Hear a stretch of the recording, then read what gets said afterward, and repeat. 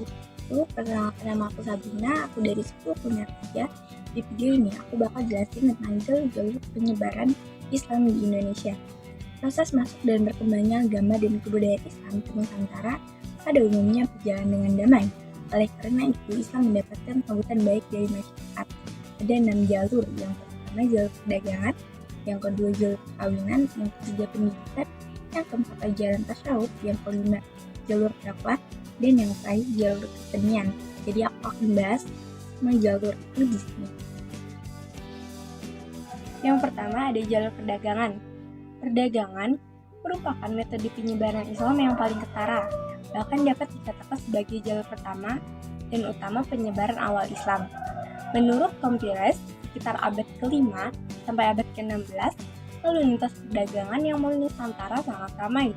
Dalam proses ini, perdagangan Nusantara dan pedagang asing atau Islam dari Barat dan Timur Tengah atau Arab Persia bertemu dan saling bertukar pengaruh. Sebagian dari para pedagang asing ini tinggal di wilayah dekat pantai yang disebut Pekojan. Para pedagang itu menjalin kontak dengan para adipati, wilayah pesisir, dan perlahan-lahan masuk lingkaran pusat istana. Ketika raja-raja dan para bangsawan memeluk agama Islam, rakyatnya dengan mudah mengikuti. Setelah memeluk Islam, baik rakyat biasa, pedagang Nusantara, maupun anggota istana ikut menyebarkan Islam ke kota-kota pelabuhan dan pesisir lainnya. Jalur kedua yaitu jalur perkawinan. Pedagang-pedagang dan juga keluarganya menikah dengan perempuan pribumi atau putra-putri para bangsawan atau adipati, dan bahkan dengan anggota keluarga kerajaan. Hal ini karena pedagang atau ulama itu mensyaratkan perempuan idamannya untuk mengucapkan kalimat syahadat terlebih dahulu. Anak-anak hasil pernikahan itu pun cenderung mengikuti agama Islam, agama yang dianut oleh orang tuanya. Perkawinan anak-anak kaum bangsawan atau adipati ataupun raja punya dampak lebih. Mereka lebih mudah mempengaruhi istana untuk mendukung penyebaran Islam. Lama-kelamaan, seluruh anggota keluarga istana memeluk Islam. Kerajaan yang bercorak Hindu-Buddha pun perlahan-lahan bercorak Islam.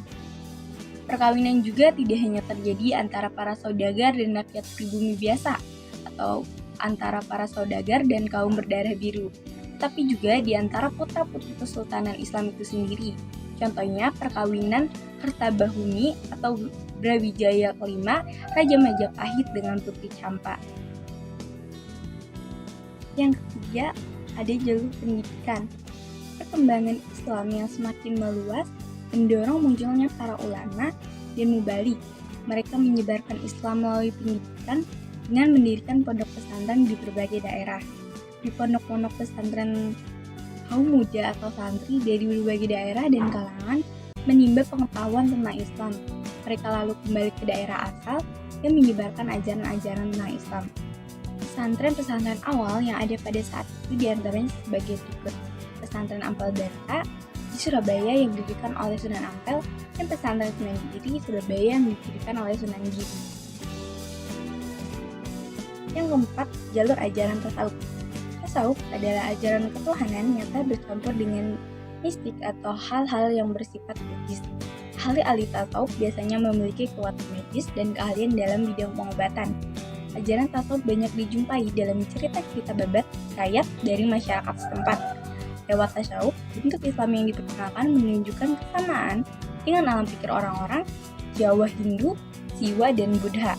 Tokoh-tokoh tasawuf yang terkenal diantaranya Hamzah Asy'ari, Syamsuddin As-Sumatrani, Nurdin Ar-Raniri, Sunan Bonang, Syekh Siti Jenar, dan Sunan Panggung. Yang kelima, jalur dakwah. Penyebaran Islam tidak dapat dilepaskan dari tekanan para wali. Ada 9 wali yang menyebarkan Islam dengan cara berdakwah, yang disebut juga Wali Songo.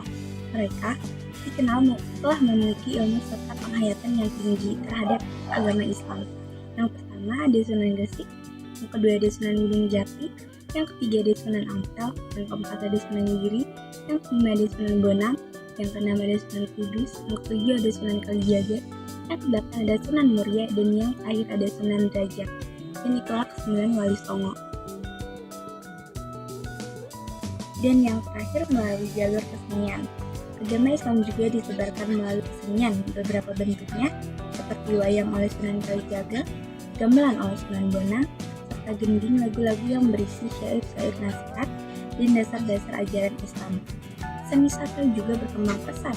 Banyak buku tentang tasawuf, kayat, dan babat disadut ke dalam bahasa Melayu. Nah, itu dia tadi penjelasan tentang jalur-jalur penyebaran Islam di Indonesia. Semoga penjelasan dari aku ini dapat dimengerti dan mudah dipahami. Terima kasih. Audio Jungle.